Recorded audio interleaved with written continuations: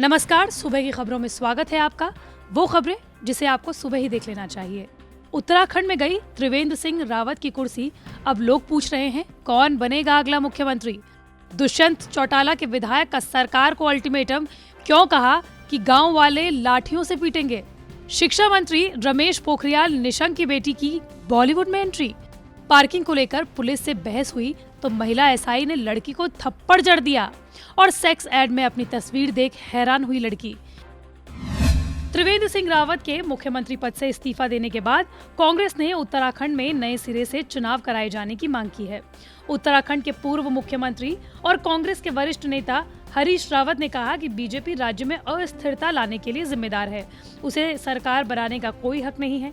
हरीश रावत ने कहा कि राज्य में चेहरा बदला जाना इस बात की स्वीकारोक्ति है कि बीजेपी नेतृत्व उत्तराखंड में विकास करने में नाकाम रही है। बीजेपी राज्य में राजनीतिक अस्थिरता लाने की दोषी है, उसे सरकार बनाने का कोई अधिकार नहीं है। उत्तराखंड में नए सिरे से चुनाव कराए जाने चाहिए।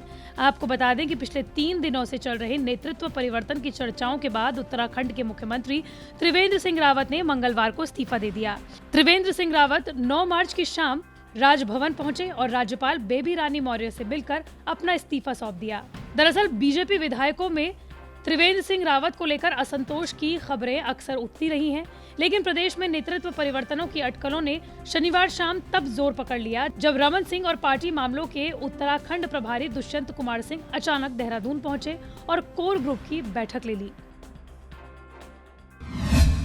हरियाणा में आज कांग्रेस अविश्वास प्रस्ताव लाएगी। इस बीच जेजेपी के विधायक देवेंद्र सिंह बबली ने सरकार को अल्टीमेटम देते हुए कहा कि 15 दिनों में किसानों के मुद्दे का हल कर देना चाहिए, नहीं तो फिर हमें अपना समर्थन वापस ले लेना चाहिए। उन्होंने ये भी कहा कि ऐसी स्थिति आ गई है कि लोग अपने अपने गांवों में हमें घुसने नहीं दे रहे, हमें खुद को बचाने के लिए सुरक्षा कवच की जरूरत है। इसके साथ ही उन्होंने कांग्रेस के अविश्वास प्रस्ताव पर कहा, अगर उनके एक वोट से सरकार गिर जाती है तो आज ऐसा ही करेंगे। इससे संदेश क्या जाएगा? उन्होंने कहा कि पूरी पार्टी को इस पर फैसला लेना चाहिए। बता दें कि हरियाणा में बीजेपी और जेजेपी गठबंधन की सरकार है। हरियाणा विधानसभा में 90 सीटें हैं और वर्तमान में 88 सदस्य हैं। इनमें से बीजेपी के 40, जेजेपी के 10 और कांग्रेस के 30 सदस्य हैं। 7 निर्दलीयों में से 5 सरकार को समर्थन दे रहे हैं। अब बैठने का कोई अधिकार नहीं है हमारा, क्योंकि जनता हमारे से नाखुश है, हमें गाँव में कुछ नहीं देती। और मैं तो कैमरे के माध्यम से कहना चाहता हूँ, मुख्यमंत्री जी का प्रोग्राम करवा लीजिए, मैं मान जाऊँगा। डिप्टी सीएम अपने जाके रैली करके उचाना में दिखा दीजिए। मेरा और कोई विधायक है, मैं खुद जाने ना मतलब डंडे गले कुटते। केंद्रीय मंत्री रमेश पोखरियाल निशंक की बेटी आरुषि निशंक जल्द ही बॉलीवुड में डेब्यू करने वाली हैं। आरुषि ने इंस्टाग्राम पर अपनी फिल्म तारिणी का पोस्टर शेयर कर इसका अनाउंसमेंट किया। तारिणी दुनिया के सामुद्रिक सफर पर निकली पहली नेवी की 6 जांबाज महिला अफसरों पर आधारित एक फिल्म है। आरुषि रमेश पोखरियाल और कुसुम कांता की बड़ी बेटी हैं। Arushi Himalayan Ayurvedic medical college and hospital in Dehradun की चेयरपर्सन भी हैं। 2017 में उत्तराखंड की शान अवार्ड से आरुषि को नवाजा जा चुका है। 6 साल पहले 14 जनवरी 2015 को उनकी शादी अभिनव पंत से हुई थी। फिल्मों के प्रति आरुषि का रुझान पहले से ही था। 2018 में उन्होंने अपने पिता रमेश पोखरियाल के जीवन पर आधारित क्षेत्रीय फिल्म मेजर निराला को प्रोड्यूस किया था। आरुषि निशंक को साल 2020 में शिकागो में आयोजित अमेरिकी विमेंस डे पर टॉप 20 ग्लोबल विमेन अवार्ड से नवाजा जा चुका है।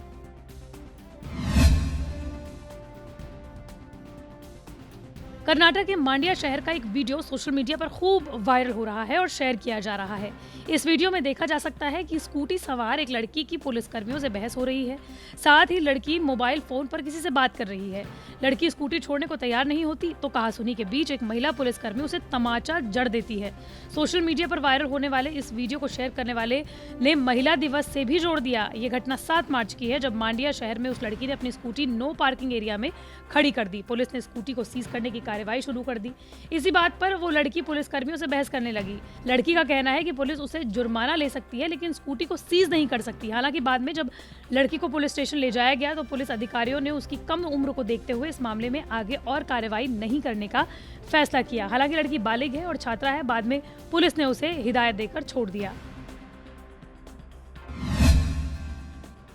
20 साल की निकोल पीटरसन के साथ कुछ ऐसा हुआ है जिससे आप सोच भी नहीं सकते। इंस्टाग्राम जैसी सोशल मीडिया प्लेटफॉर्म पर आप भी होंगे, आप भी उसमें अपनी फोटो शेयर करते होंगे, लेकिन निकोल पीटरसन को उसकी फोटो शेयर करना भारी पड़ गया।